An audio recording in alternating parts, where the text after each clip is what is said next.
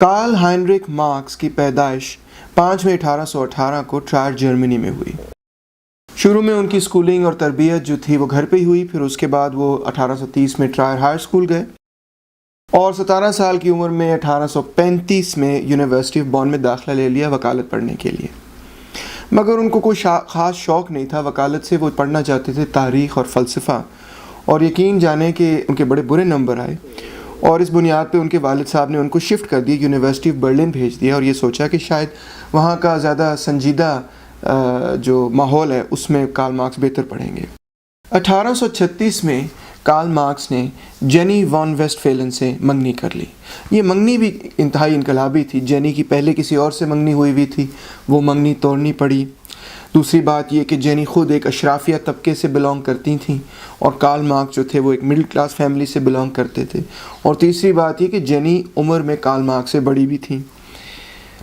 مگر Karl Marx کی اپنے سسر سے بہت دوستی تھی، بہت یاری تھی، اس حد تک یاری تھی کہ جب کارل مارکس نے اپنا پی ایچ ڈی ختم کیا تو انہوں نے اپنے سسر کو وہ ڈیڈیکیٹ کیا، ان کا نام تھا لڈوگ وان ویسٹ فیلن۔ شادی 19 جون 1843 میں ہو گئی۔ اسی پیریڈ کے اندر کارل مارکس نے ہیگل کو پڑھنا شروع کیا۔ ہیگل کے جو فالوورز تھے وہ دو حصوں میں تقسیم تھے، ایک تھے دائیں بازو کے ہیگیلینز اور ایک تھے بائیں بازو کے ہیگیلینز۔ کارل مارکس نے بائیں بازو کے ہیگیلینز یعنی لیفٹ ہیگیلینز کو جوائن کیا۔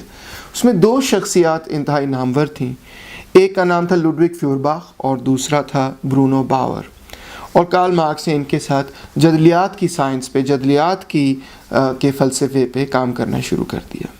اس دور میں کارل مارکس نے اپنی تفریح کے لیے لٹریچر، ادب لکھنا شروع کیا، کچھ ڈرامے لکھے، ایک ڈرامے کا نام تھا اسکورپین اینڈ فیلکس، کچھ نظمیں وغیرہ لکھی، مگر ان میں سے کوئی شائع نہیں کی، کوئی ان کی پبلیکیشن نہیں ہوئی۔ 1841 میں کارل مارکس نے اپنا پی ایچ ڈی مکمل کر لیا۔ پی ایچ ڈی کا عنوان تھا the difference between the Democritean and Epicurean philosophy of nature. Greek philosophy کے حوالے سے انہوں نے اپنا تھیسس کیا۔ انہوں نے یہ فیصلہ کیا کہ وہ صحافت کے میدان میں شامل ہونا چاہتے ہیں، اور 1842 میں کولون شہر میں ایک انقلابی اخبار تھا جس کا نام تھا رائنش زیٹونگ، اس میں انہوں نے سیاسی تجزیہ نگاری اور کالم نگاری جو ہے وہ شروع کر دی۔ مگر وہ اتنی ریڈیکل ان کی تحریریں تھیں، ان کے مضامین تھے کہ حکومت نے اس اخبار کو 1843 میں بند کروا دیا، پابندی لگا دی، سینسر کر دیا۔ مارکس نے پھر ایک اور انقلابی اخبار کو جوائن کیا، اس کا نام تھا دوئچے جاربوچر۔ بدنصیبی یہ کہ حکومت نے اس اخبار پر بھی پابندی لگا دی۔ 1843 میں مارکس نے ایک کتاب مکمل کی جس کا نام تھا، اور شائع بھی ہوئی، اس کا نام تھا آن دا جوئش کوسچن۔ اس کے بعد کارل مارکس نے ایک اور کتاب لکھی جس کا نام تھا contribution to critique of Hegel's philosophy of right. سختیوں اور پابندیوں کی وجہ سے اور جبر کی وجہ سے، حکومتی جبر کی وجہ سے کارل مارکس کے لیے جرمنی کے اندر رہنا انتہائی مشکل ہو گیا۔ مارکس اور جینی نے یہ فیصلہ کیا کہ وہ پیرس چلے جاتے ہیں جہاں کچھ سیاسی آزادیاں زیادہ تھیں، تو لہٰذا اکتوبر 1843 کے اندر وہ پیرس چلے گئے، اور وہاں پہ ایک اور انقلابی اخبار میں جس کا نام تھا دوئچے فرانزسچے جاربوچر میں کارل مارکس نے لکھنا شروع کر دی۔ کارل مارکس نے اس اخبار میں لکھنا شروع ہی کیا تھا کہ پرشیا کی حکومت نے فرانس کی حکومت سے یہ کہا کہ اس اخبار کو بند کر دیا جائے، لہٰذا اس اخبار کو بھی بند کر دیا گیا۔ 1844 میں کارل مارکس کی ملاقات فریڈرک اینگلز سے ہوئی یہیں پیرس کے اندر، اور یہ ملاقات جو ہے ایک تاریخی ملاقات ثابت ہوئی۔ اس وقت اینگلز کی ایک نئی کتاب شائع ہوئی تھی جس کا نام تھا the conditions of the working class in England in 1844۔ مزدور طبقے کا جائزہ تھا انگلینڈ کے اندر۔ کارل مارکس نے وہ کتاب پڑھی اور پڑھ کر انتہائی متاثر ہوئے، اور اس نتیجے پر پہنچے کہ مستقبل کا سماج جو ہے وہ مزدور طبقہ، محنت کش طبقہ ہی بنا سکتا ہے۔ کارل مارکس اور اینگلز نے 1845 میں مل کر ایک کتاب لکھنی شروع کی جس کا نام تھا دی ہولی فیملی، اور 1844 میں ساتھ ہی ساتھ کارل مارکس نے دی اکنامک اینڈ فلسافیکل مینuscripts پہ کام کرنا شروع کر دیا، اور اس کتاب میں پہلی دفعہ کارل مارکس نے بیگانگی، جس کو ہم ایلینیشن کہتے ہیں، اس کا تصور بھی دیا۔ 1845 میں کارل مارکس نے تھیسس آن فیورباخ شائع کی، اور اس میں پہلی دفعہ کارل مارکس نے جدلیاتی مادیت کے تصور کو واضح کرنا شروع کیا۔ اور ایک اور انتہائی مشہور فقرہ ان تھیسس میں شامل ہے، اور وہ یہ ہے کہ دانشوروں نے دنیا کی صرف تشریح کی ہے، مقصد تو دنیا کو تبدیل کرنا ہے۔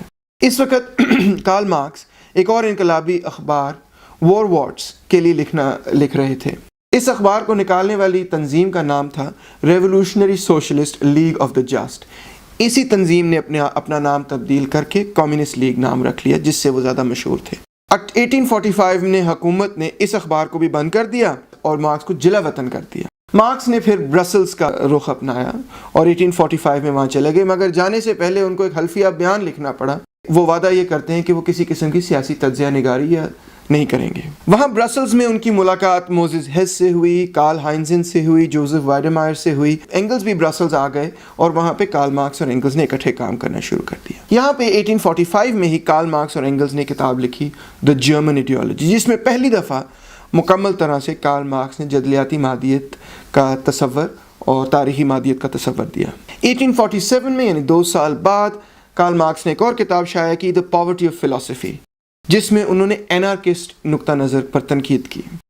اور اگلے سال انہوں نے اپنی سب سے مشہور کتاب شائع کی، یعنی 1848 میں انہوں نے دی کمیونسٹ مینیفیسٹو شائع کی۔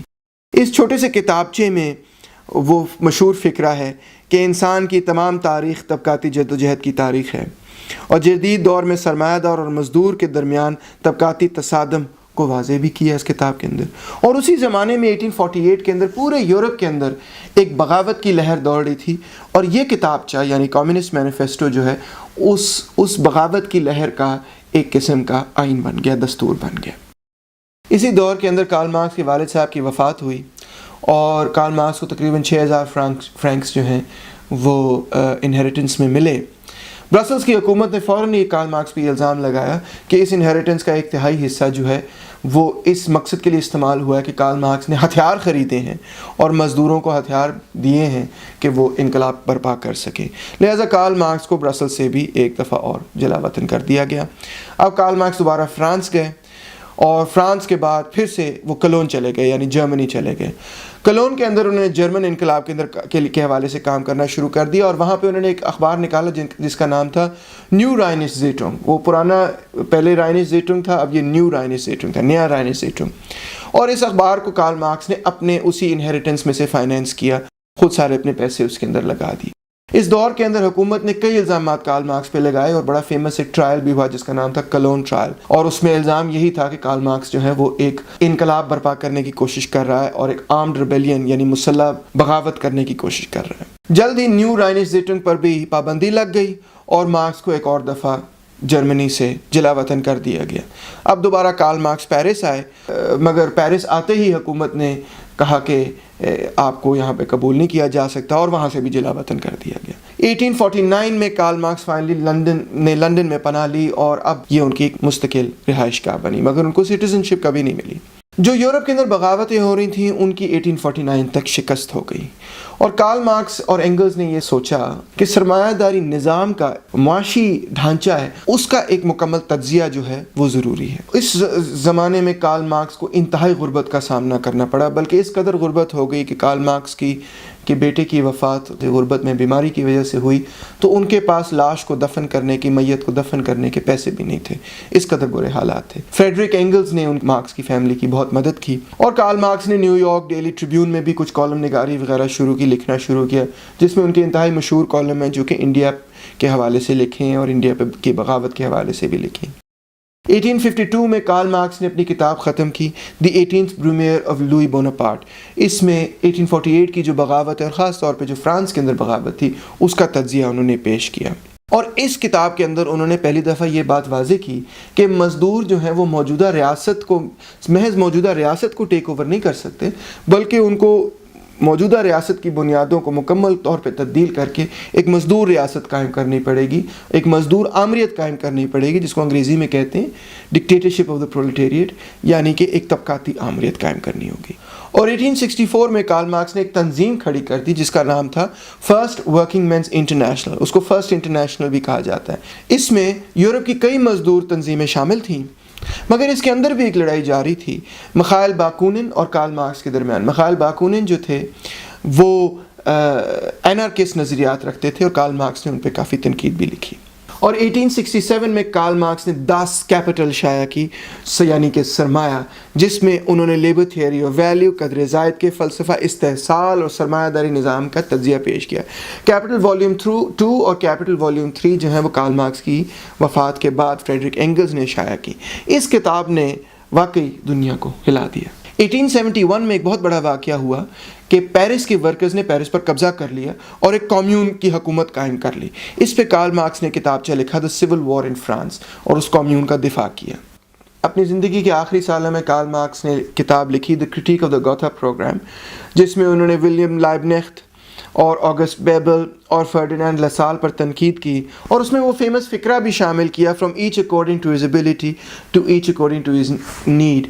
اور وہی فقرہ کم و بیش تھوڑی سی تبدیلی کے ساتھ ہمارے پاکستان کے آئین میں بھی شامل ہے. اپنی زندگی کے آخری 10 سالوں میں کارل مارکس نے اینتھروپولوجی میں بہت دلچسپی لی، اور فریڈرک اینگلز اور کارل مارکس نے خاندان اور ملکیت اور ریاست کے حوالے سے کافی سوچ بچار کی، جو کہ پھر اینگلز کی کتاب خاندان، ذاتی ملکیت اور ریاست کے حوالے سے شائع بھی ہوئی. 1881 میں جینی کی وفات ہوئی اور کارل مارکس انتہائی بیمار رہنا شروع ہو گئے، اور تقریباً 15 مہینے بعد 4 مارچ 1883 کو کارل مارکس کی وفات ہو گئی. کارل مارکس کو ہائی گیٹ سیمیٹری میں دفن کیا گیا.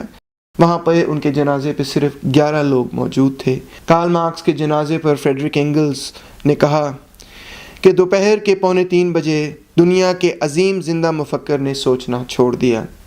ان کو مشکل سے 2 منٹ کے لیے اکیلا چھوڑا گیا تھا، اور جب واپس آئے تو ان کو اپنی کرسی میں آرام سے نیند میں پایا، مگر ایک ایسی نیند جو ہمیشہ کے لیے تھی.